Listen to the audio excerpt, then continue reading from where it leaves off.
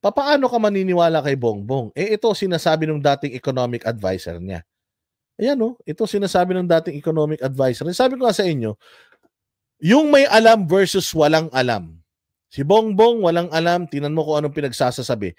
Walang pera, PhilHealth, walang budget na binigay, pero mas pagagandahin daw nila yung serbisyo.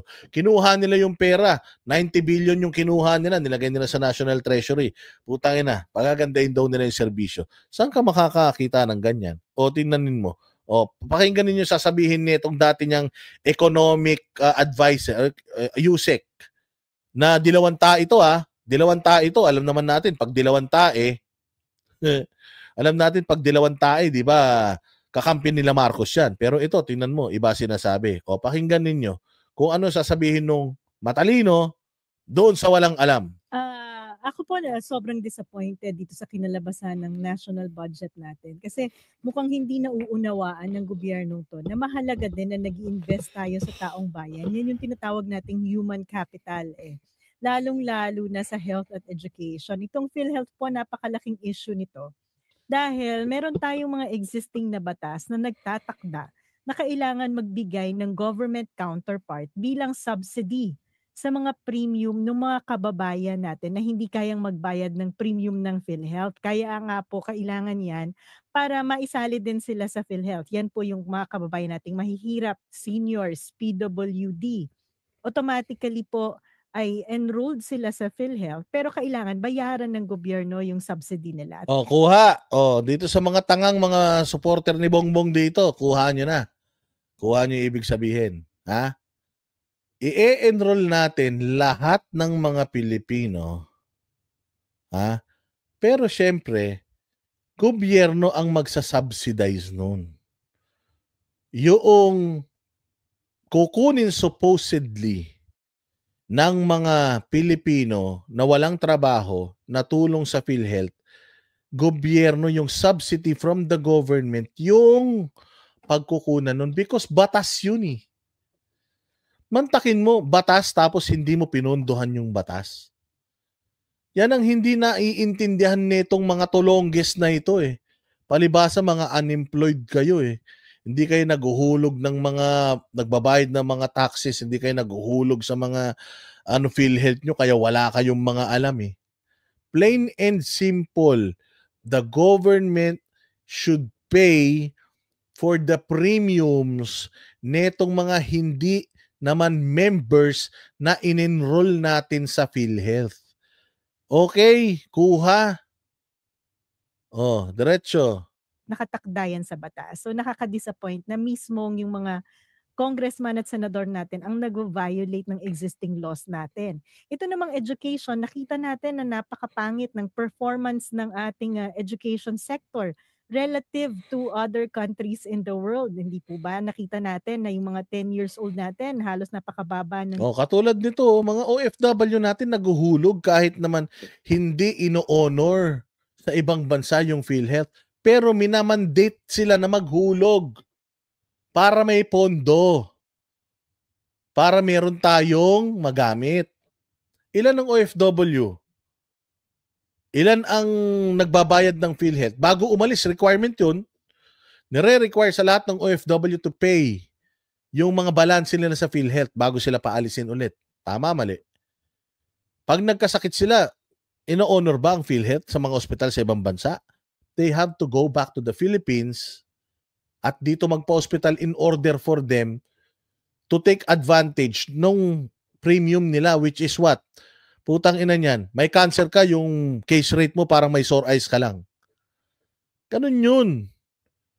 Tapos tatanggalan nyo ng budget. Puta kami, kuba kami maghulog para sa kakarampot na case rate ng mga ahente ng PhilHealth.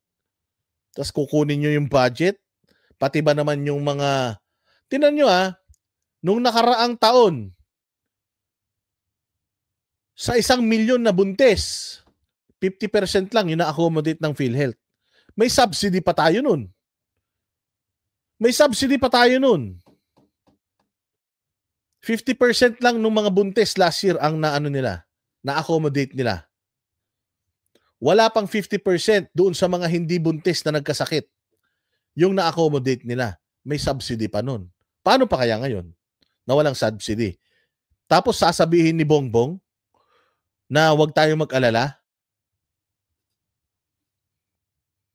Level ng comprehension sa reading.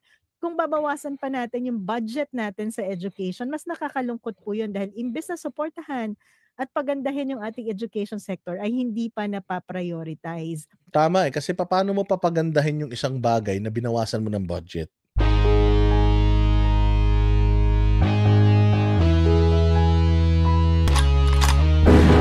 Yan ang Banateros, walang inuurungan. Pag tama palakpakan, pag mali ay babanatan.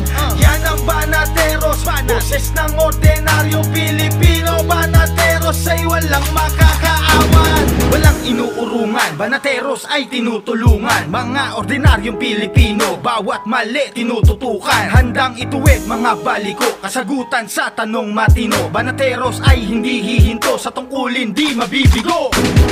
Yan ang Banateros, walang inuurungan. Pag tama palakpakan, pag mali ay babanatan. Yan ang Banateros, boses ng ordinaryong Pilipino. Banateros ay walang makakaawan. Yan ang Banateros, walang inuurungan. Pag tama palakpakan, pag mali ay babanatan. Yan ang Banateros, boses ng ordinaryong Pilipino. Banateros ay walang makakaawan. Positibo ang usapan, negatibo babanatan. Handang gawin mga tungkulin para sa ikauunlad ng bayan. Mga mali ay itatama para imulat mga kapwa. Sa bulok na sistema ang Banateros ay handang makipagera. Yan ang Banateros, walang inuurungan. Pag tama palakpakan, pag mali ay babanatan. Yan ang Banateros, boses ng ordinaryong Pilipino. Banateros ay walang makakaawan. Banateros ay hindi magigiba. Banateros ay hindi nag-iisa. Banateros ay kami walang iba. Banateros hanggang sa huli naming hininga. Banateros ay hindi magigiba. Banateros ay hindi nag-iisa. Banateros ay kami walang iba. Banateros hanggang sa huli naming hininga. Yan ang Banateros, walang inuurungan. Pag tama palakpakan, pag mali ay babanatan. Yan ang Banateros, boses ng ordinaryong Pilipino. Banateros ay walang makakaawan. Yan ang Banateros, walang inuurungan. Pag tama palakpakan, pag mali ay babanatan. Yan ang Banateros, boses ng ordinaryong Pilipino.